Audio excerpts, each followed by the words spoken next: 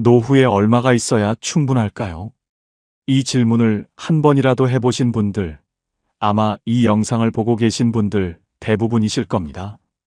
노후 자금 얼마가 필요하다는 기사를 읽으면 가슴이 철렁하고 친구 모임에서 누가 부동산 이야기라도 꺼내면 왠지 모르게 불편해집니다. 새벽에 잠이 깨면 머릿속에서 자꾸 숫자 계산이 시작됩니다. 통장에 얼마가 남았고 한 달에 얼마가 나가고 이 돈이 몇 년을 버텨줄까? 그 계산이 끝나지 않은 채 날이 밝습니다. 아침을 먹으면서도 산책을 하면서도 텔레비전을 보면서도 그 불안은 배경처럼 깔려 있습니다. 조금만 더 있으면 괜찮을 텐데, 조금만 더 있으면 마음이 편할 텐데, 그런데 이상하게도 그 조금이 채워져도 마음은 쉽게 편해지지 않습니다. 왜일까요? 노후 자금 10억이 있어도 불안한 사람이 있고 월 100만 원으로 평온하게 사는 사람이 있습니다. 그 차이는 돈이 아닙니다. 오늘 이 이야기는 돈을 더 모으는 법이 아닙니다. 지금 가진 돈으로 더 잘 사는 법입니다. 그리고 더 나아가 돈이 결코 만들어줄 수 없는 것들이 70 이후의 삶에서 얼마나 중요한지에 대한 이야기입니다. 끝까지 들으시면 새벽에 눈이 떠졌을 때 숫자, 계산 대신 다른 생각을 하게 되실 겁니다. 자, 시작하겠습니다. 함께 천천히 들어가 보겠습니다. 경상남도 진주에 사는 71세 김복순 씨는 새벽마다 스마트폰을 봅니다. 잠이 깨면 제일 먼저 하는 일이 은행 앱을 열어서 잔고를 확인하는 것입니다. 남편이 돌아가신 지 5년이 됐고 딸 하나는 서울에, 아들 하나는 부산에 살고 있습니다. 두 자녀가 매달 조금씩 용돈을 보내주고 남편이 남긴 작은 금액의 연금이 나옵니다. 먹고 사는데 지장은 없습니다. 그런데 새벽마다 잔고를 확인하는 습관은 멈추지 않습니다. 김복순 씨는 이렇게 말했습니다. 돈이 없어서 불안한 게 아닌 것 같아요. 그냥 불안한 거예요. 근데 그 불안이 돈 걱정처럼 느껴지는 거예요. 이 말 속에 오늘 이야기의 핵심이 들어 있습니다. 돈 걱정이 커지는 진짜 이유. 첫 번째는 돈을 안전의 상징으로 여기는 습관입니다. 우리 세대는 가난을 경험한 세대입니다. 어릴 때 먹을 것이 없었던 기억, 돈이 없어서 아픈 가족을 제때 병원에 못 데려간 기억, 돈 때문에 하고 싶은 것을 포기해야 했던 기억. 그 기억들이 우리 안에 아주 깊이 새겨져 있습니다. 그래서 돈은 단순한 숫자가 아닙니다. 돈은 생존의 상징이고, 안전의 상징이고, 두려움으로부터 나를 지켜주는 방패입니다. 그 등식이 평생 작동해 왔습니다. 돈이 있으면 안전하고, 돈이 없으면 위험하다. 그런데 70이 넘어서도 그 등식이 그대로 작동하고 있는 것입니다. 실제로 지금 당장 굶을 처지가 아닌데도 몸속 어딘가에 새겨진 그 오래된 두려움이 새벽마다 통장 잔고를 확인하게 만드는 것입니다. 이것은 의지의 문제가 아닙니다. 평생 살아온 방식의 문제입니다. 그러나 이제는 그 등식을 조금 느슨하게 풀어볼 때가 됐습니다. 두 번째 이유는 비교에서 오는 상대적 빈곤감입니다. 절대적으로 부족한 것이 아닌데도 부족하게 느껴지는 것. 그것이 상대적 빈곤감입니다. 모임에 나가면 누군가는 해외여행 이야기를 하고 누군가는 자녀가 집을 사줬다는 이야기를 합니다. 뉴스에서는 노후 자금으로 몇 억이 필요하다는 이야기가 나옵니다. 그 숫자들과 나의 현실을 비교하는 순간 충분했던 것이 갑자기 부족해 보입니다. 오늘 아침 따뜻하게 밥을 먹었고 몸에 큰 이상이 없고 지낼 집이 있는데도 비교는 언제나 우리를 가난하게 만듭니다. 내가 가진 것을 보는 것이 아니라 내가 갖지 못한 것을 보게 만들기 때문입니다. 그리고 그 비교는 70이 넘어서도 멈추지 않습니다. 오히려 더 예민해지기도 합니다. 세 번째 이유는 미래에 대한 통제 욕구입니다. 앞으로 얼마나 더 살지 모르니까라는 말. 이 말 속에는 불확실성에 대한 두려움이 담겨 있습니다. 인간은 원래 통제할 수 없는 것을 두려워합니다. 언제 아플지, 얼마나 더 살지, 어떤 일이 생길지, 이 모든 것이 불확실합니다. 그래서 그나마 숫자로 확인할 수 있는 통장 잔고에 집착하게 됩니다. 돈이 많으면 그 불확실성을 조금이라도 통제할 수 있을 것 같은 느낌이 들기 때문입니다. 하지만 돈은 미래를 통제해주지 않습니다. 돈은 선택지를 늘려줄 뿐입니다. 그리고 진짜 불안, 즉 언젠가는 죽는다는 사실, 언제 아플지 모른다는 사실은 아무리 많은 돈이 있어도 사라지지 않습니다. 그 진실을 받아들이는 것이 돈 걱정으로부터 자유로워지는 첫걸음입니다. 네 번째 이유는 돈이 없으면 사랑받지 못할 것 같다는 두려움입니다. 이것은 많은 분들이 의식하지 못하는 감정입니다. 하지만 자식에게 짐이 될까봐 걱정하는 마음, 용돈을 받을 때 자존심이 상하는 느낌, 손자에게 용돈을 못 줄 때 느끼는 미안함. 이 모든 감정의 뿌리에는 돈 없는 나는 사랑받을 자격이 없는 것 아닐까라는 두려움이 있습니다. 그리고 이것은 우리 세대가 살아온 방식과 깊이 연결되어 있습니다. 주는 것이 사랑이고 베푸는 것이 존재의 증명이었던 시대를 살아왔기 때문입니다. 그런데 이제 더 이상 주기 어려운 나이가 됐을 때 그 역할이 흔들리면서 불안이 커지는 것입니다. 하지만 생각해 보세요. 자식이 여러분을 사랑하는 것은 여러분의 통장 잔고 때문이 아닙니다. 여러분이 여러분이기 때문입니다. 그 사실을 믿는 연습이 필요합니다. 자, 이 네 가지를 하나로 묶으면 이렇게 됩니다. 70 이후 돈 걱정의 본질은 돈이 부족해서가 아니라 돈 없이는 괜찮을 수 없다는 믿음 때문입니다. 그 믿음을 조금씩 바꾸는 것. 그것이 오늘 이야기가 향하는 방향입니다. 그렇다면 돈이 만들어줄 수 없는 것들, 그러나 70 이후의 삶을 진짜로 풍요롭게 만들어주는 것들은 무엇일까요? 지금부터가 오늘 이야기의 핵심입니다. 돈으로 살 수 없는 것 첫 번째, 아침에 일어나고 싶은 이유입니다.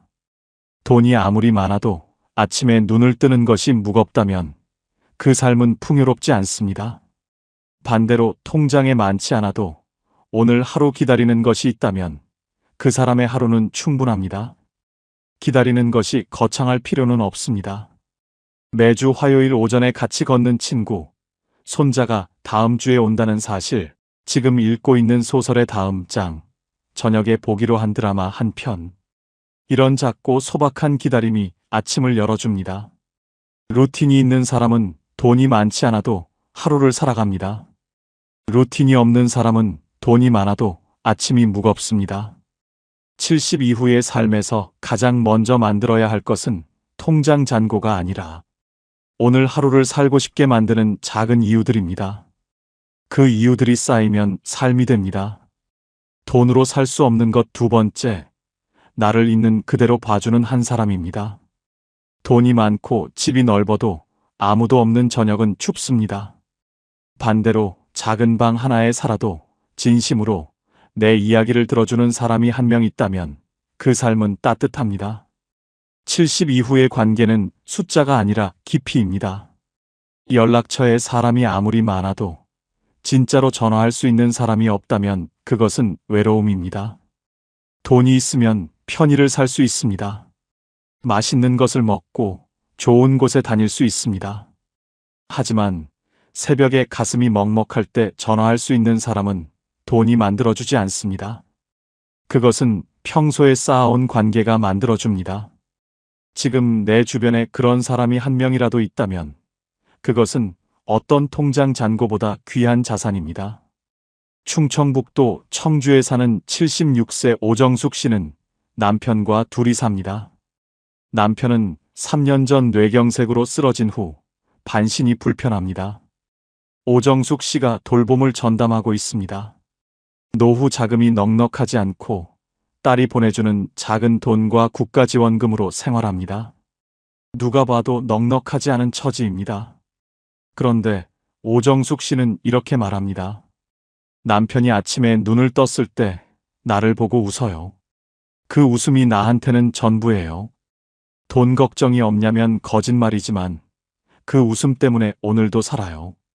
이 한마디가 돈으로 살 수 없는 것의 정체를 정확히 보여줍니다. 그 웃음은 돈이 만들어준 것이 아닙니다. 40년 넘게 함께 살아온 세월이 만들어준 것입니다. 돈으로 살 수 없는 것 세 번째, 몸이 허락하는 오늘 하루입니다. 돈으로 좋은 병원에 갈 수 있고 좋은 약을 먹을 수 있습니다. 그것은 사실입니다. 하지만 돈이 건강 그 자체를 살 수는 없습니다. 지금 이 순간 두 발로 걸을 수 있다는 것, 밥을 맛있게 먹을 수 있다는 것, 바람을 느낄 수 있다는 것. 이것들은 돈이 주는 것이 아닙니다.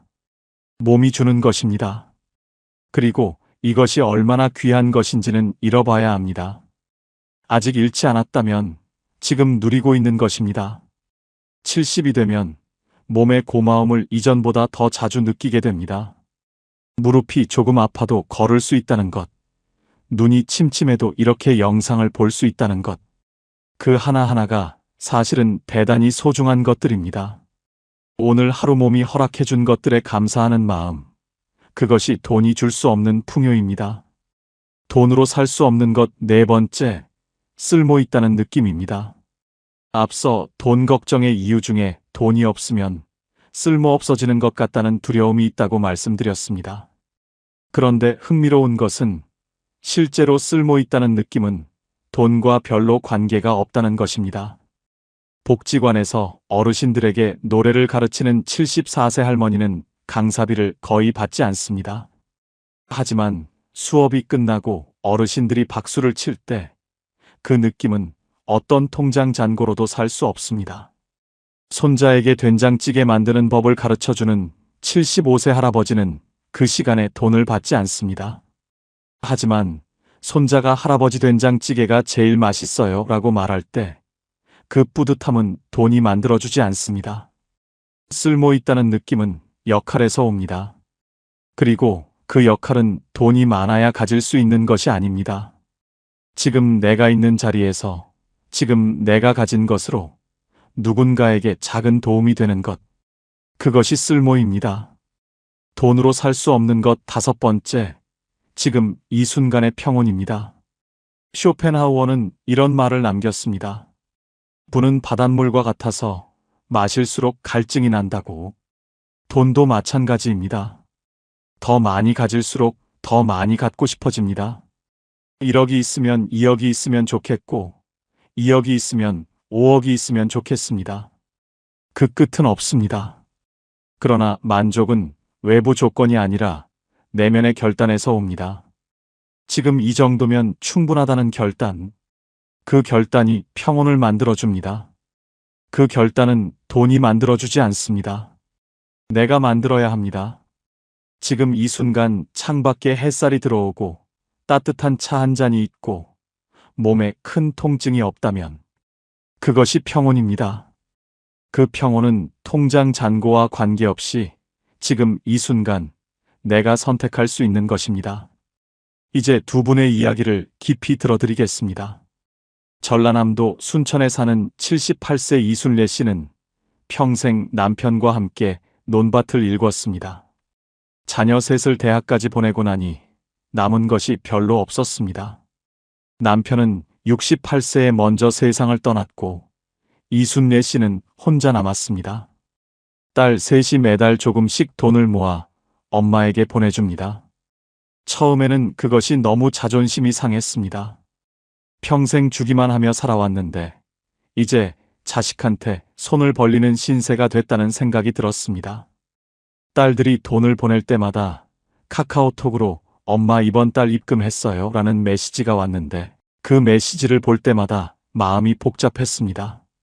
고맙기도 하고 미안하기도 하고 어딘가 모르게 작아지는 느낌이 들었습니다. 그러던 어느 날 둘째 딸이 전화를 해서 이런 말을 했습니다. 엄마, 내가 지금 이렇게 살 수 있는 게 다 엄마 덕분이야. 엄마가 나 낳고 키우느라 얼마나 힘들었어. 이 돈은 용돈이 아니라 내가 엄마한테 드리는 감사예요. 이순례 씨는 그 말을 듣고 한참을 울었습니다. 그냥 눈물이 났습니다. 그리고 생각이 바뀌었습니다. 내가 받는 것이 아니라 내가 심은 것을 거두는 것이라는 생각. 평생 심어온 사랑이 이렇게 돌아오는 것이라는 생각. 그날 이후 이순례 씨는 딸의 입금 메시지를 볼 때 더 이상 마음이 복잡하지 않습니다. 그냥 고맙습니다. 그리고 그 고마움이 또 다른 사랑이 됩니다. 지금 이순례 씨는 순천 시내 작은 경로당에서 매주 화요일 화투를 가르칩니다. 화투라는 것이 거창한 것이 아니지만 어르신들이 그 시간을 기다립니다. 이순례 씨도 그 시간을 기다립니다. 돈은 별로 없지만 기다리는 것이 있는 삶입니다. 그것이 이순례 씨의 노후입니다. 경기도 용인에 사는 73세 한정수 씨는 40대에 사업을 크게 벌였다가 실패했습니다. 은행 빚을 다 갚고 나니 50대 중반이었고 그때부터 다시 시작하려 했지만 몸이 받쳐주지 않았습니다. 퇴직금도 없었고 국민연금도 얼마 되지 않았습니다.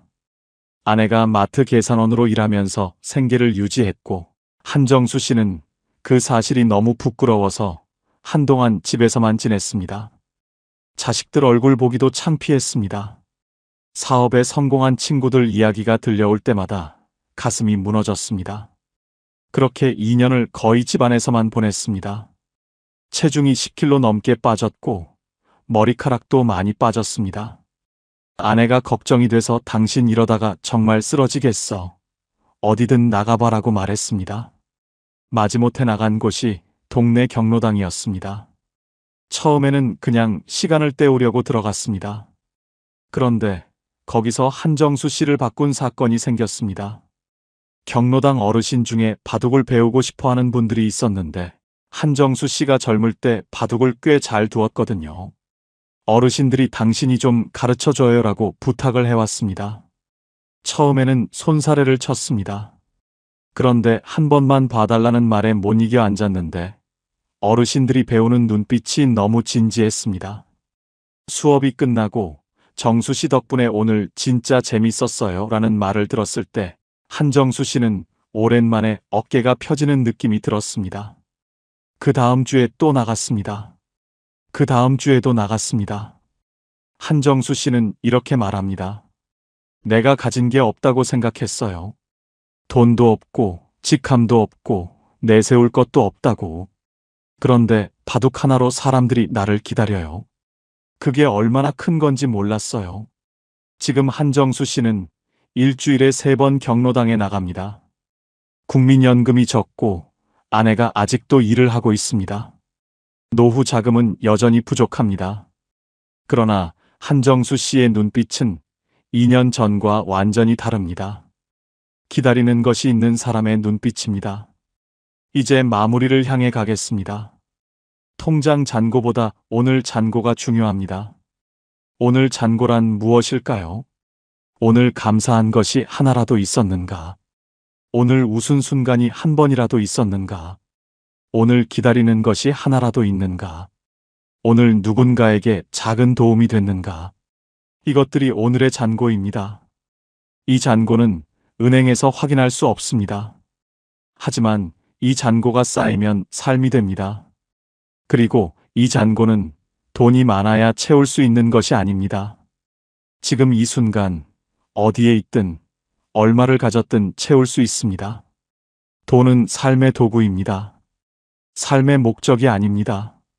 이 문장이 쉽게 들릴 수 있습니다. 하지만 실제로 이것을 믿는 것은 쉽지 않습니다. 평생 돈을 위해 일했고, 돈 때문에 포기했고, 돈 때문에 버텼습니다. 그 삶에서 돈은 언제나 중심이었습니다. 그 습관이 하루아침에 바뀌지 않습니다. 하지만 조금씩 바꿀 수 있습니다. 오늘 새벽에 잠이 깨서 통장 잔고를 확인하고 싶을 때 대신 이것을 한번 생각해 보세요. 오늘 나는 무엇이 기다려지는가? 그 질문 하나가 불안을 조금 다른 방향으로 돌려줄 수 있습니다. 지금 당신이 가진 것을 한번 세어보세요. 통장 잔고 말고 진짜로 가진 것들을. 오늘 아침 먹은 따뜻한 밥, 지금 앉아있는 자리, 창문으로 들어오는 빛, 이 영상을 볼 수 있는 눈과 들을 수 있는 귀, 당신을 생각하는 사람이 세상 어딘가에 있다는 사실. 이것들은 돈이 만들어준 것이 아닙니다. 그러나 이것들이 없다면 어떤 돈도 의미가 없습니다. 당신은 지금 이 순간 생각보다 훨씬 많은 것을 가지고 있습니다. 단지 그것들이 통장에 찍히지 않을 뿐입니다. 그리고 지금 이 질문을 드립니다. 오늘 돈 없이도 좋았던 순간이 있었습니까? 아침 햇살이 따뜻하게 느껴진 순간, 누군가와 나눈 짧은 대화가 기분 좋았던 순간, 오랜만에 먹은 음식이 맛있었던 순간, 별 이유 없이 마음이 잠깐 가벼워진 순간. 그런 순간이 오늘 하루에 하나라도 있었다면 오늘은 풍요로운 하루입니다. 그것이 보이기 시작하면 삶이 조금씩 달라집니다. 불안이 완전히 사라지지는 않습니다. 하지만 불안보다 감사가 조금 더 커지는 날들이 늘어납니다. 그날들이 모이면 노후가 됩니다. 돈이 만들어주는 노후가 아니라 내가 만들어가는 노후. 당신의 노후는 통장이 아니라 당신의 하루가 만들어갑니다. 이 말을 오늘 하루 한 번만 기억해 주세요. 내일 아침 눈이 떠지면 통장 앱 대신 오늘 기다리는 것 하나를 먼저 떠올려 보세요. 아주 작은 것이어도 됩니다. 오늘 점심에 먹을 것, 오후에 걷기로 한 공원, 저녁에 볼 드라마 한 편. 그 작은 기다림이 하루를 열어줍니다. 그 하루들이 쌓이면 당신의 황금 노후가 됩니다. 이제는 애쓰지 않아도 됩니다. 더 많이 가지려 하지 않아도 됩니다. 지금 가진 것으로 충분히 오늘을 살 수 있습니다. 당신은 이미 충분히 잘 살아오셨습니다. 그리고 지금도 충분히 잘 살고 있습니다. 오늘도 이 영상을 끝까지 봐주셔서 감사합니다. 황금 노후는 여러분을 평생 응원하겠습니다. 감사합니다. 우리는 팔자 좋다는 말을 잘못 이해하고 살았습니다. 팔자 좋은 노후는 돈 많은 노후, 자식 잘된 노후, 건강한 노후라고 생각했습니다. 그래서 평생 돈을 모았고, 자식을 잘 키우려 애썼고, 건강을 지키려 노력했습니다. 그런데 막상 노년이 되어보니 달랐습니다. 평생 잘못 알고 있었던 겁니다. 73세 김정수 씨는 재산이 20억이 넘습니다. 서울에 아파트가 있고, 예금도 있고, 연금도 나옵니다. 돈 걱정은 없습니다. 그런데 정수 씨는 불안합니다. 왜 그럴까요? 밤마다 통장 잔고를 확인합니다. 이 돈으로 얼마나 더 살 수 있을까? 병원비 많이 나오면 어떡하지? 요양원 가려면 얼마나 들까? 돈이 많은데도 돈 걱정을 합니다. 자식들이 자기 재산을 노리는 것 같아서 의심하고 사기당할까봐 사람도 못 만나고 돈 쓰는 것도 아깝고 돈은 많은데 불행합니다. 정수 씨는 제게 말했습니다. 돈이 많으면 행복할 줄 알았는데 돈이 많아도 불안하더라고요. 69세 박미숙 씨는 자식이 잘 됐습니다. 아들은 대기업 임원, 딸은 의사입니다. 손주들도 명문대 다니고 집도 잘 살고 자랑할 게 많습니다. 그런데 미숙 씨는 외롭습니다. 자식들은 바빠서 자주 못 옵니다. 명절에 한 번, 생일에 한 번 보는 게 전부입니다. 전화는 일주일에 한 번 할까 말까입니다. 미숙 씨는 친구들 만나면 자식 자랑을 합니다. 우리 아들이 이번에 또 승진했어. 우리 딸이 병원에서 인정받는데. 자랑은 하는데 마음은 허전합니다. 집에 돌아오면 텅 빈 집이 너무 넓게 느껴집니다. 미숙 씨는 제게 말했습니다. 자식 잘 되면 행복할 줄 알았는데 자식이 잘 돼도 외롭더라고요. 우리가 생각한 팔자 좋은 노후는 이런 게 아니었습니다. 돈 많고 자식 잘 되고 건강하면 당연히 행복할 줄 알았습니다. 그런데 실제로는 그렇지 않았습니다. 돈 많아도 불안하고 자식 잘 돼도 외롭고 건강해도 무료합니다. 그렇다면 진짜 팔자 좋은 노후는 무엇일까요? 2025년 한국보건사회연구원이 발표한 노년 삶의 질 연구 결과를 보면 노후 만족도가 높은 사람들의 공통점은 소유가 아니라 상태였습니다. 무엇을 가졌느냐가 아니라 어떤 상태로 사느냐가 중요했습니다. 팔자 좋은 노후는 많이 가진 노후가 아니라 편안한 상태로 사는 노후였습니다. 그렇다면 그 편안한 상태는 무엇일까요? 노후에 진짜 팔자 좋은 사람에게는 공통점이 있습니다. 첫째, 남에게 기대지 않는 사람입니다. 자식에게 기대지 않고, 친구에게 기대지 않고, 국가에게 기대지 않습니다. 물론 도움을 받을 수는 있습니다. 하지만 도움이 없어도 살 수 있습니다. 자식이 찾아오면 반갑지만 안 와도 괜찮습니다. 친구가 연락하면 좋지만 안 해도 괜찮습니다. 연금이 나오면 고맙지만 적어도 살 수 있습니다. 이렇게 기대하지 않으니 실망도 없고 섭섭함도 없고 원망도 없습니다. 그래서 마음이 편합니다. 72세 이경자 씨는 혼자 삽니다. 자식은 외국에 있고 친구도 많지 않고 연금도 적습니다. 그런데 경자 씨는 편안합니다. 나는 나만 챙기면 되니까 편해요. 자식 눈치 안 봐도 되고 친구 눈치 안 봐도 되고 내 마음대로 살 수 있어요. 경자 씨는 아침에 일어나서 하고 싶은 것을 합니다. 산책 가고 싶으면 가고 집에 있고 싶으면 있고 밥 먹고 싶으면 먹고 안 먹고 싶으면 안 먹습니다. 누구 눈치 안 보고 삽니다. 그게 팔자 좋은 겁니다. 둘째, 혼자 있어도 무너지지 않는 사람입니다. 혼자 있으면 외롭지만 외로움이 무너뜨리지는 못합니다. 혼자 밥 먹어도 밥맛이 나고 혼자 TV 봐도 재미있고 혼자 산책해도 기분이 좋습니다. 물론 누군가와 함께하면 더 좋습니다. 하지만 혼자여도 괜찮습니다. 혼자를 견디는 게 아니라 혼자를 즐깁니다. 70세 최동수 씨는 혼자 사는데 외로워하지 않습니다. 나는 혼자 있는 게 편해요. 아침에 일어나서 커피 한 잔 마시고 신문 보고 산책 나가고 도서관 가서 책 읽고 집에 와서 음악 듣고 그렇게 하루를 보내요. 외롭다는 생각이 안 들어요. 동수 씨는 혼자 있는 시간을 즐깁니다. 누군가 필요해서 만나는 게 아니라 만나고 싶어서 만납니다. 그래서 관계가 가볍고 부담이 없고 편합니다. 그게 팔자 좋은 겁니다. 셋째, 하루를 스스로 채울 줄 아는 사람입니다. 아침에 일어나서 오늘 뭐 하지가 아니라 오늘 이거 해야지 하고 생각합니다. 거창한 계획이 아니라 작은 일상입니다. 산책 나가기, 책 읽기, 친구 만나기, 요리하기, 청소하기, 이런 작은 것들로 하루를 채웁니다. 누가 시키지 않아도 스스로 합니다. 누가 함께하지 않아도 혼자 합니다. 그렇게 하루를 채우다 보면 하루가 금방 지나갑니다. 저녁이 되면 오늘도 잘 보냈네 하고 만족합니다. 68세 윤정혜 씨는 매일 아침 계획을 세웁니다. 오늘은 산책 가고 도서관 가고 점심은 김치찌개 끓여 먹고 오후에는 드라마 보고 저녁에는 친구한테 전화하고 이렇게 하루를 계획합니다. 거창하지 않습니다. 그냥 일상입니다. 그런데 이렇게 계획하고 실천하다 보면 하루가 의미 있어집니다.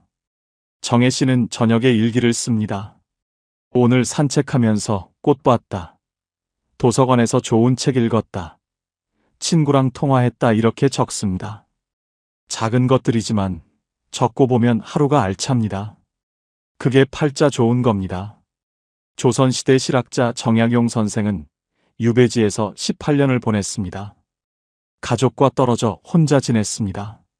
외롭고 힘들었을 겁니다. 그런데 정약용 선생은 무너지지 않았습니다. 매일 아침 일어나서 책을 읽고 글을 쓰고 제자를 가르치고 산책을 했습니다. 하루하루를 스스로 채웠습니다. 그렇게 18년을 보내고 나서 500권이 넘는 책을 남겼습니다. 정약용 선생은 이런 말씀을 하셨습니다. 하루를 헛되이 보내지 말라. 오늘을 사는 사람이 내일을 얻는다. 팔자는 타고나는 게 아니라 선택되는 겁니다. 매일 아침 일어나서 오늘을 어떻게 살지 선택하는 것, 그게 팔자를 만듭니다. 그렇다면 구체적으로 노후에 팔자 좋은 사람의 조건은 무엇일까요? 화려하지 않지만 살아보면 가장 중요한 기준들이 있습니다. 첫째, 내 집이 있습니다. 크지 않아도 됩니다. 허름해도 됩니다. 하지만 내 집입니다. 누구 눈치 안 보고 살 수 있는 공간입니다. 아침에 일어나서 거실에 나가도 되고, 안 나가도 됩니다. 밥을 먹어도 되고, 안 먹어도 됩니다. 청소를 해도 되고, 안 해도 됩니다.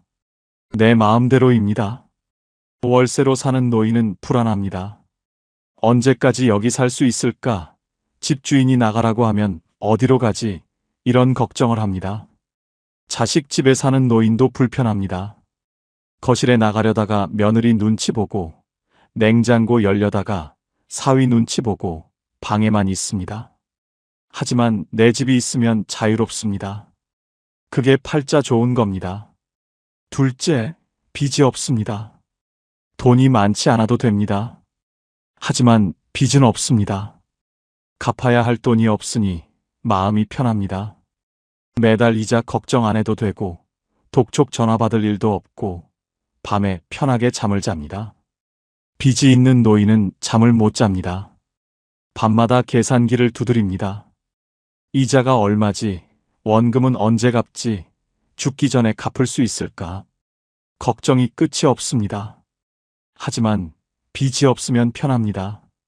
적게 살아도 내 것이니까 편합니다. 그게 팔자 좋은 겁니다. 셋째, 고정 수입이 있습니다. 크지 않아도 됩니다. 하지만 매달 일정하게 들어옵니다. 연금이든 임대 수입이든 이자 수입이든 뭐든 매달 들어오는 돈이 있습니다. 이 돈으로 관리비 내고 밥 사 먹고 병원 가고 그렇게 살 수 있습니다. 고정 수입이 없는 노인은 불안합니다. 이번 달은 어떻게 살지? 다음 달은 어떻게 하지? 걱정이 끝이 없습니다. 하지만 고정 수입이 있으면 편합니다. 적어도 계획을 세울 수 있습니다. 그게 팔자 좋은 겁니다.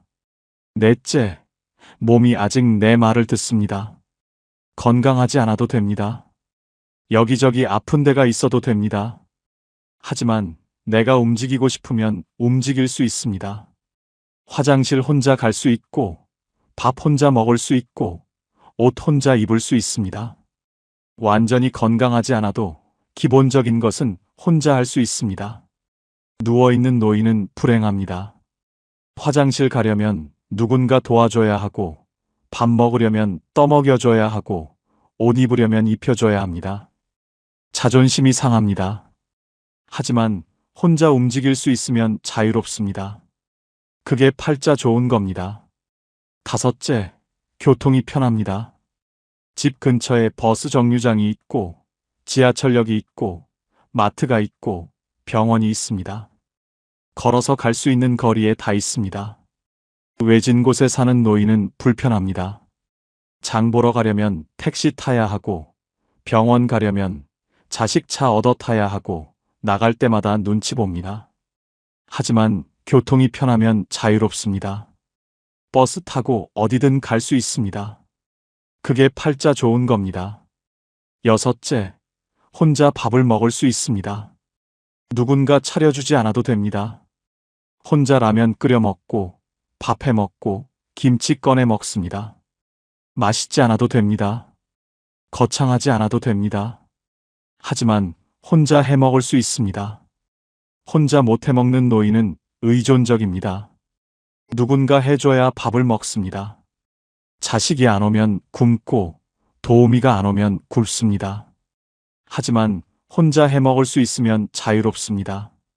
그게 팔자 좋은 겁니다. 일곱째, 내일 할 일이 있습니다. 거창한 일이 아닙니다. 내일 도서관 가야지, 내일 친구 만나야지, 내일 청소해야지, 이런 작은 일입니다. 하지만 내일 할 일이 있으니 내일이 기다려집니다. 할 일 없는 노인은 무료합니다. 내일도 그냥 집에 있겠지. 내일도 TV만 보겠지. 내일이 안 기다려집니다. 하지만 할 일이 있으면 내일이 기다려집니다. 그게 팔자 좋은 겁니다. 여덟째, 통장에 비상금이 있습니다. 많지 않아도 됩니다. 1,000만 원 정도면 됩니다. 갑자기 돈 쓸 일이 생겨도 당황하지 않습니다. 이가 아파서 치과 가야 하면 가고, 안경이 망가져서 새로 맞춰야 하면 맞추고, 보일러가 고장나서 고쳐야 하면 고칩니다. 비상금 없는 노인은 불안합니다. 갑자기 돈 쓸 일이 생기면 자식한테 손 벌려야 합니다. 하지만 비상금이 있으면 편합니다. 그게 팔자 좋은 겁니다. 아홉째, 마음 편한 사람이 한 명 있습니다. 자식이든 친구든 이웃이든 한 명이면 됩니다. 힘들 때 전화할 수 있는 사람, 아플 때 부를 수 있는 사람, 외로울 때 만날 수 있는 사람이 한 명 있습니다. 많을 필요 없습니다. 한 명이면 됩니다. 아무도 없는 노인은 외롭습니다. 힘들어도 혼자 견디고, 아파도 혼자 버티고, 외로워도 혼자 있습니다. 하지만 한 명이라도 있으면 든든합니다. 그게 팔자 좋은 겁니다. 열째, 하루를 후회 없이 마칩니다. 저녁에 잠자리에 들 때 오늘 잘 보냈네 하고 생각합니다. 후회가 없습니다. 오늘 그 사람한테 그렇게 말할 걸, 오늘 그거 할 걸, 이런 후회가 없습니다. 오늘 할 일을 했고, 오늘 만날 사람을 만났고, 오늘 하루를 살았습니다. 그래서 편하게 잠듭니다. 후회 많은 노인은 잠을 못 잡니다. 밤마다 후회합니다. 하지만 후회 없이 사는 노인은 편하게 잠듭니다. 그게 팔자 좋은 겁니다. 이 10가지가 노후의 팔자 좋은 사람의 현실적 조건입니다. 화려하지 않습니다. 거창하지 않습니다. 하지만 살아보니 가장 중요한 것들입니다. 이 중에서 5가지만 있어도 노후는 편안합니다. 10가지 다 있으면 노후는 축복입니다. 인생은 버텨낸 사람이 아니라 자기 하루를 지킨 사람이 이깁니다. 버티는 건 괴롭습니다. 이를 악물고 버티고, 참고 버티고, 견디고 버팁니다. 하지만 자기 하루를 지키는 건 편합니다. 오늘 하루 내가 하고 싶은 것 하나 하고, 내가 먹고 싶은 것 하나 먹고, 내가 만나고 싶은 사람 하나 만나고, 그렇게 하루를 지킵니다. 버티는 사람은 언젠가 무너집니다. 하지만 하루를 지키는 사람은 무너지지 않습니다. 오늘 하루를 지켰으니 내일도 지킬 수 있습니다. 그렇게 하루하루 지키다 보면 1년이 되고 10년이 됩니다. 성공이 아니라 존엄이 노후의 기준입니다. 노후는 뭔가를 이루는 시간이 아닙니다. 뭔가를 지키는 시간입니다. 내 자존심을 지키고, 내 자유를 지키고, 내 하루를 지킵니다. 크게 성공하지 않아도 됩니다. 하지만 존엄은 지켜야 합니다. 누구한테 손 벌리지 않고, 누구한테 눈치 보지 않고, 내 힘으로 삽니다. 그게 존엄입니다. 그리고 그 존엄이 노후를 지킵니다. 70대가 넘어서야 깨달은 분들이 한결같이 말씀하셨습니다. 진작 알았더라면 얼마나 좋았을까 하지만 지금 이 이야기를 들으신 여러분은 다릅니다. 여러분은 그들보다 앞서 있습니다. 노후에 가장 팔자 좋은 사람은 대단한 사람이 아니라 오늘 하루를 스스로 책임질 수 있는 사람입니다. 아침에 눈 뜨고 밥 먹고 산책 나가고 사람 만나고 책 읽고 저녁에 편하게 잠드는 사람입니다. 거창하지 않습니다. 하지만 그게 팔자 좋은 삶입니다. 우리는 평생 주는 것만 배웠지 멈추는 것은 배우지 못했습니다. 하지만 이제는 압니다. 조금 덜 해주는 것도 사랑이라는 걸요. 이제는 조금 짐을 내려놓아도 됩니다. 이제는 나를 위해 살아도 됩니다. 평범하지만 소소하고 행복한 여러분의 인생을 즐기세요. 여러분의 노후가 행복하시길 진심으로 응원합니다. 지금까지 황금 노후였습니다. 감사합니다. 70세가 넘으면 이상하게 두 부류로 나뉩니다. 같은 나이인데 어떤 분은 얼굴이 밝고 평온하지만 어떤 분은 생기가 없고 항상 지쳐 있습니다. 차이가 뭘까요?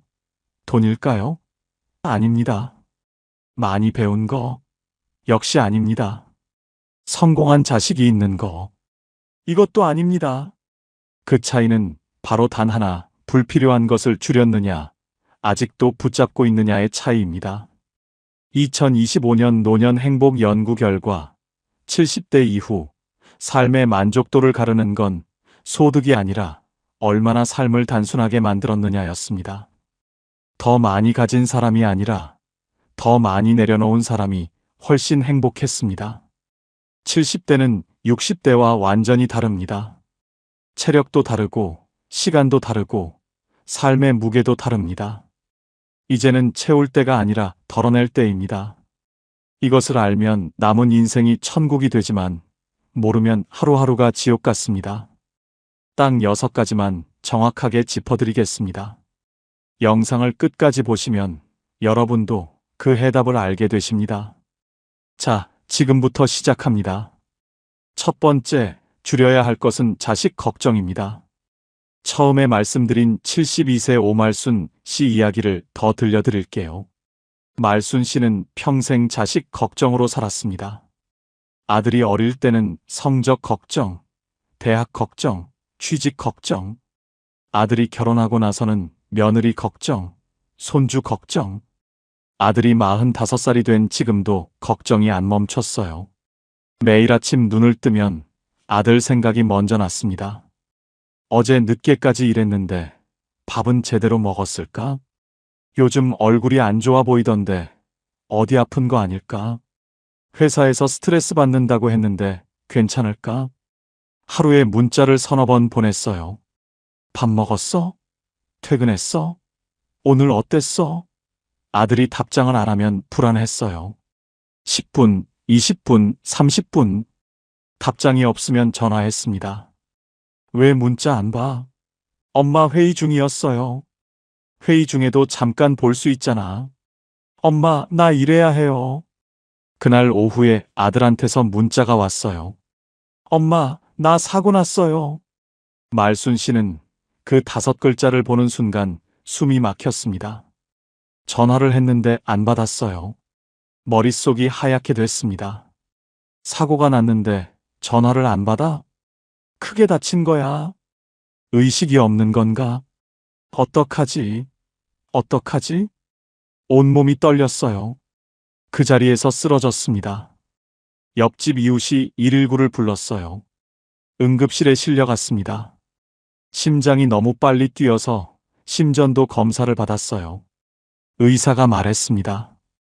어머님, 극도의 불안 상태로 오셨어요. 심장에 무리가 많이 갔어요. 평소에 걱정을 많이 하시죠? 말순 씨가 멍하니 고개를 끄덕였습니다. 얼마 후 아들이 응급실로 달려왔어요. 멀쩡했습니다. 엄마, 나 괜찮아. 주차장에서 범퍼 살짝 긁힌 거야. 보험사에 전화하느라 전화 못 받은 거예요. 말순 씨는 그 말을 듣고 눈물이 터졌습니다. 안도의 눈물이었어요. 아들이 엄마 손을 꼭 잡았습니다. 아들도 울고 있었어요. 엄마, 나 45살이야. 엄마 걱정이 이제 엄마한테 병이 되고 있어. 오늘 내가 멀쩡한데 엄마가 응급실에 왔잖아. 엄마, 제발 나 믿어줘. 나 알아서 잘 살 수 있어요. 엄마가 행복해야 나도 마음이 편해요. 엄마가 걱정하면 나도 하루 종일 마음이 무거워. 말순 씨는 아들 손을 꼭 쥐고 말했어요. 알았어. 엄마가 잘못했다. 이제 믿을게. 엄마가 너무 무서워서 그랬어. 퇴원하고 나서 말순 씨가 달라졌습니다. 아침에 눈 떠도 문자를 참았어요. 힘들었습니다. 손이 근질근질했어요. 밥 먹었는지 물어보고 싶은데 그래도 참았습니다. 대신 베란다에 나가서 화분에 물을 줬어요. 꽃이 피어 있었습니다. 이 꽃 폈네. 예쁘다. 처음으로 꽃이 눈에 들어왔어요. 오후에 동네 공원을 걸었습니다. 벤치에 앉아서 하늘을 봤어요. 하늘이 이렇게 파랬구나. 저녁에 아들한테서 먼저 문자가 왔습니다. 엄마 오늘 어땠어? 말순 씨가 웃었어요. 나 오늘 꽃 보고 하늘 봤어. 좋았어. 엄마 잘하셨어요. 2025년 가족관계 연구에서 자녀에 대한 과도한 걱정이 부모의 심혈관 질환 위험을 2.8배 높이고 오히려 자녀와의 관계를 악화시키는 것으로 나타났습니다. 걱정은 사랑이 아닙니다. 진짜 사랑은 믿는 겁니다. 자식 걱정을 내려놓으면 내 심장이 살고 내 인생이 시작됩니다. 두 번째, 줄여야 할 것은 해야 한다는 책임 강박입니다. 75세 김복순 씨 이야기를 들려드릴게요. 복순 씨는 새벽 4시에 일어났습니다. 손주 생일이었거든요. 미역국 끓여야 하고, 잡채해야 하고, 불고기 재워야 하고, 전 부쳐야 했어요. 사흘 전부터 준비했습니다. 시장 보고, 재료 손질하고, 전날 밤 늦게까지 준비했어요. 그런데 아침부터 머리가 이상했습니다. 한쪽이 띵하고 어지러웠어요. 왜 이러지? 잠깐 앉았다가 일어났습니다. 괜찮아. 조금 있으면 나아지겠지. 오늘 생일상은 차려야지. 그때 며느리가 왔어요. 어머님 얼굴이 안 좋으세요. 좀 쉬세요. 괜찮아. 내가 해야지. 어머님 저랑 같이 해요. 아니야. 네가 왜 해? 내가 할게. 오전 10시였어요. 전 부치다가 복순 씨가 갑자기 쓰러졌습니다. 며느리가 119를 불렀어요. 응급실에서 검사를 받았습니다. 의사가 말했어요. 어머님 뇌졸중 전조 증상이에요. 30분만 더 늦게 오셨으면 큰일 날 뻔했어요. 30분이요? 네, 아슬아슬했어요. 증상 느끼셨을 텐데요. 왜 참으셨어요? 복순 씨가 대답했습니다. 손주 생일상 차려야 해서요. 의사가 잠깐 말을 못했어요. 그리고 조용히 말했습니다. 어머님, 생일상보다 어머님이 더 중요해요. 복순 씨는 그 말을 듣고 눈물이 났습니다. 내가 안 하면 누가 한다고? 내가 해야 한다고 생각했는데. 아들이 병실로 들어왔어요.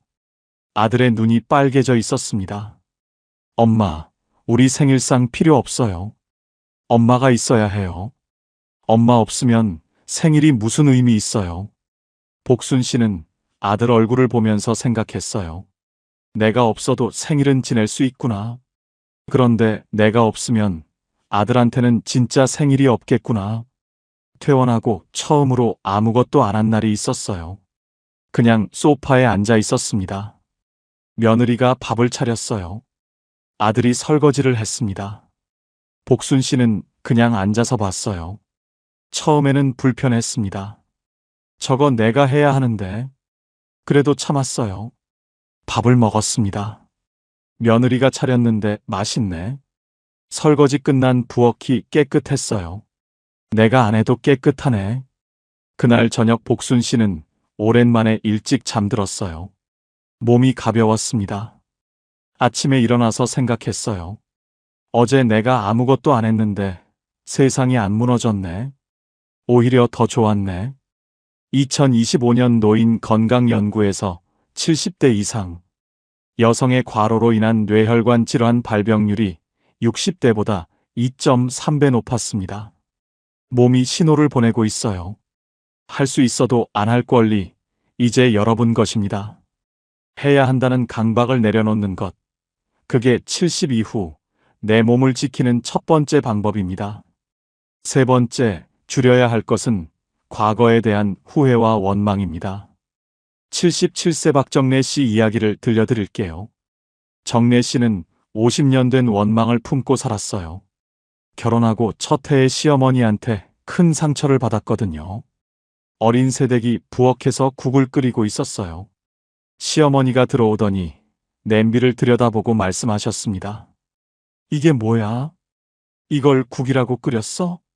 우리 아들이 이걸 먹어야 해? 정래 씨는 그 말에 가슴이 무너졌어요. 얼마나 노력해서 끓인 국인데. 그런데 한마디도 못했어요. 죄송해요 하고 고개를 숙였습니다. 그게 시작이었어요. 시어머니는 틈만 나면 정래 씨를 구박했습니다.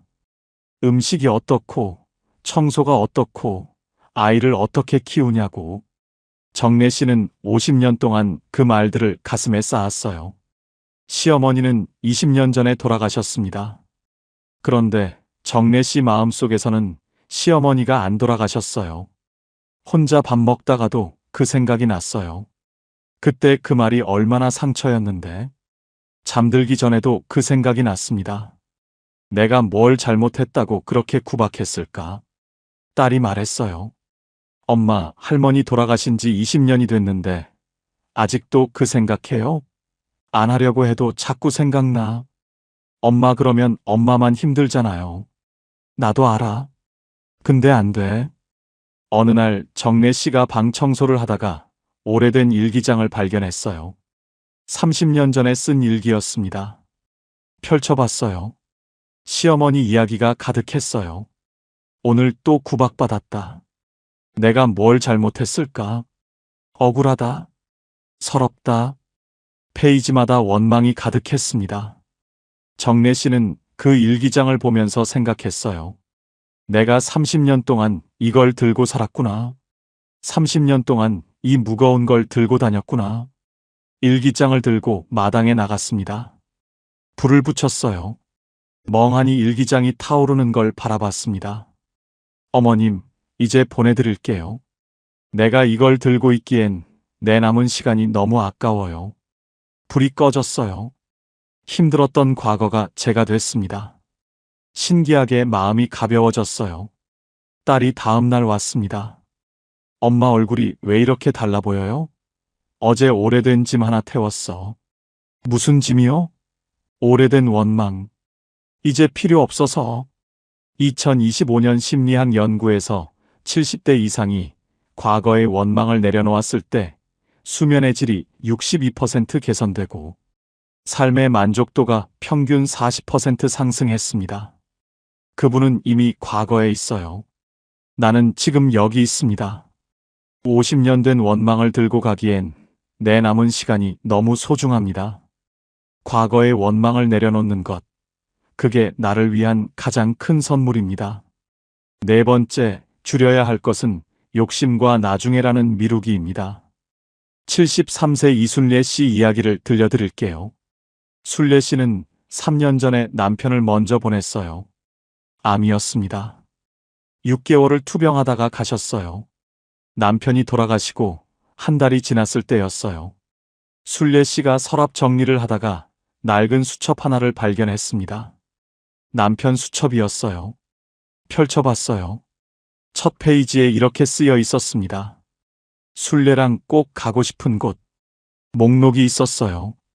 경주 불국사, 전남 순천만, 강원도 정동진 해돋이, 제주도 한라산 둘레길. 날짜도 적혀 있었어요. 퇴직하면 가자. 2018년. 퇴직은 했는데 못 갔습니다. 애들 결혼 끝나면 가자. 2021년.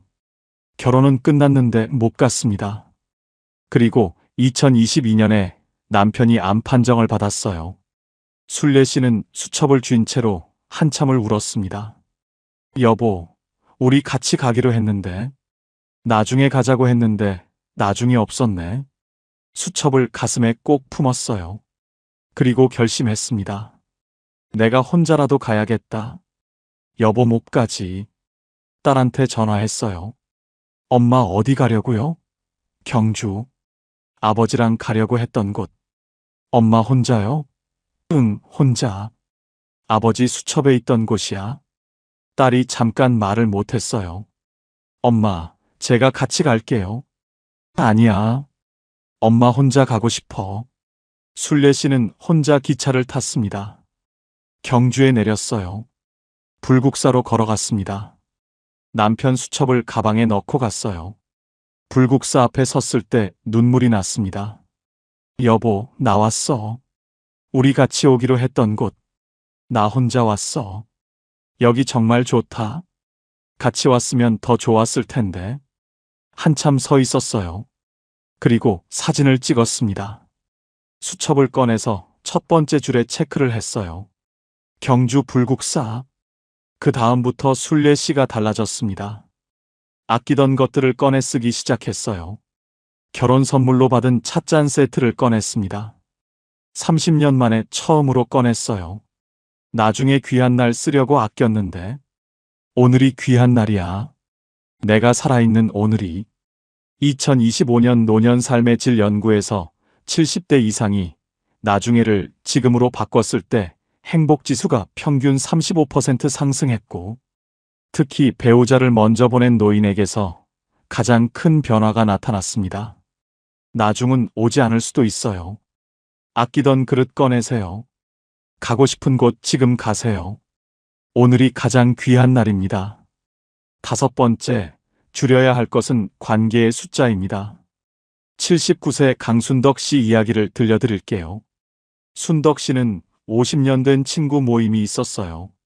20살에 만났으니까 50년이 넘었습니다. 한 달에 한 번 만났어요.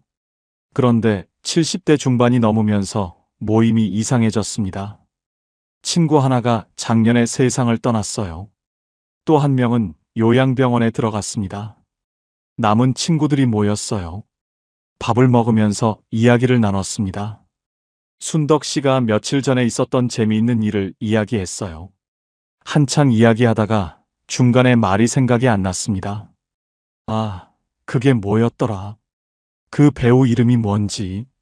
친구가 말했어요. 순덕아, 너 요즘 깜빡깜빡하는 거 많아지지 않았어? 치매 아니야? 좌중이 조용해졌습니다. 순덕 씨는 웃으면서 넘겼어요. 에이, 설마. 밥을 마저 먹었습니다. 그런데 집에 오는 길에 눈물이 났어요. 50년 친구한테 그 말을 들을 줄 몰랐습니다. 집에 와서 한참을 울었어요. 50년을 같이 지냈는데 그 말을 나한테 해. 다음 날 거울을 봤습니다. 내가 치매처럼 보이나. 자꾸 그 말이 생각났어요. 밥을 먹다가도, TV를 보다가도, 그 모임에 다음 달에 또 가야 하나 생각했습니다. 가기 싫었어요. 그런데 안 가면 또 어떻게 생각할까? 고민하다가 결심했습니다. 안 가겠다.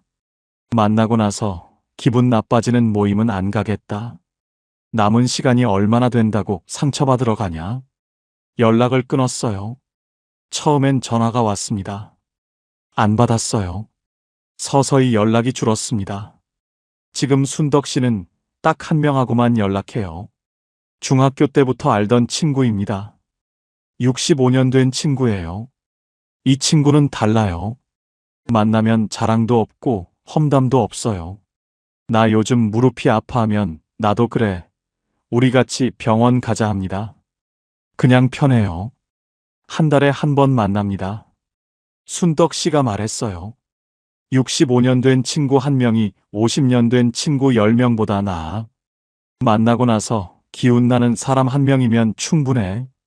2025년 노인 복지 연구에서 70대 이상은 소모적인 관계를 정리한 후 우울감이 평균 45% 감소하고 삶의 만족도가 높아졌다고 답했습니다. 나이 들수록 사람이 많을수록 좋은 게 아닙니다. 만나고 나서 기운 나는 사람 한 명이면 충분합니다. 관계의 숫자를 줄이는 것, 그게 노년의 지혜입니다. 6번째, 줄여야 할 것은 비교하는 마음입니다. 71세 한금자 씨 이야기를 들려드릴게요. 금자 씨는 매주 화요일마다 경로당에 나갔어요. 동네 어르신들이 모이는 곳입니다. 처음엔 좋았어요. 사람도 만나고 밥도 같이 먹고. 그런데 어느 순간부터 가기가 싫어졌습니다.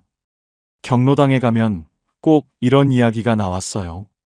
금자 씨 아들이 뭐해요? 금자 씨 아들은 작은 가게를 운영해요. 특별히 잘 나가지도 않고 그렇다고 못 사는 것도 아닌 평범한 아들입니다. 아, 가게 해요. 어떤 가게요? 그냥 동네 가게요. 옆에 앉은 어르신이 말했어요. 우리 아들은 이번에 과장 됐어요. 대기업이에요. 또 다른 어르신이 말했습니다. 우리 딸은 미국에 있어요. 거기서 의사예요. 금자 씨는 갑자기 작아졌습니다. 우리 아들은 그냥 동네 가게인데 집에 오는 길에 기분이 안 좋았어요. 저녁에 아들한테 전화가 왔습니다. 엄마, 오늘 어땠어? 응, 그냥 그랬어. 왜요? 경로당 갔다 왔는데 별로였어. 왜요? 말하기 싫었어요.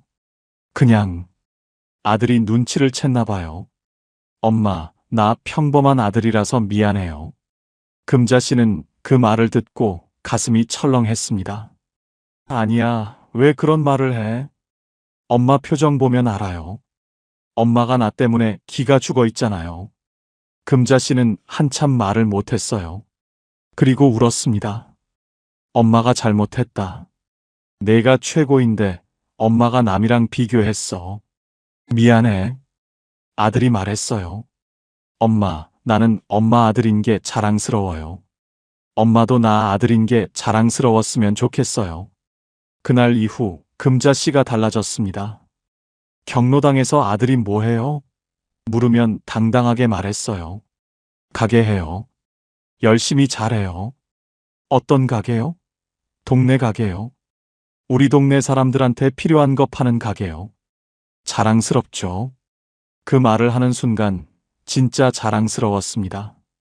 어느 날 경로당에서 집에 오는데 손녀한테서 문자가 왔어요. 할머니 나 오늘 시험 잘 봤어요. 할머니한테 제일 먼저 알리고 싶었어요. 금자 씨는 그 문자를 보면서 눈물이 났습니다. 내가 대기업 아들 가진 사람들이랑 비교하느라 이 소중한 것들을 못 보고 있었구나. 2025년 노인심리연구에서 경로당이나 모임에서의 비교 경험이 70대 이상의 자존감, 저하와 우울증의 주요 원인 1위를 차지했습니다. 남의 자식이랑 비교하다 내 인생을 잃어버리지 마세요. 내 아들이, 내 딸이, 내 손주가 이미 충분히 소중합니다. 비교하는 마음을 내려놓는 것, 그게 내 삶을 온전히 사는 겁니다. 여러분, 오늘 6분의 이야기 들으시면서 혹시 이런 생각 드셨나요? 이거 다 내 이야기네. 나도 이렇게 살았는데. 그 마음이 드셨다면 오늘 이 이야기가 여러분 마음속에 제대로 닿은 겁니다. 6가지 다 내려놓으실 필요 없어요. 딱 하나만요. 오늘 자식한테 문자 보내고 싶은 걸 한 번만 참으셨다면 그게 첫 번째입니다. 오래된 원망이 떠올랐을 때 이제 그만해도 되겠다 하셨다면 그게 세 번째예요. 아껴두던 찻잔 꺼내서 커피 한 잔 마셨다면 그게 네 번째입니다. 이 중에 하나만 하셨어도 오늘 하루 정말 잘 사신 겁니다. 70 이후의 삶은 더 채우는 게 아닙니다. 하나씩 내려놓는 겁니다. 짐이 가벼워질수록 발걸음이 가벼워지고 발걸음이 가벼워질수록 하루가 소풍이 됩니다. 우리는 평생 주는 것만 배웠지 멈추는 것은 배우지 못했습니다. 하지만 이제는 압니다. 조금 덜 해주는 것도 사랑이라는 걸요. 이제는 짐을 내려놓아도 됩니다. 이제는 나를 위해 살아도 됩니다. 오늘 여러분이 가장 내려놓고 싶은 것 딱 하나 댓글로 남겨주세요. 여러분의 한마디가 같은 짐을 지고 살아온 누군가에게 큰 용기가 됩니다. 이 이야기가 도움이 되셨다면 가장 사랑하는 분께 조용히 공유해 주세요. 나눔은 결국 가장 따뜻한 선물입니다. 지금까지 황금노후였습니다. 감사합니다.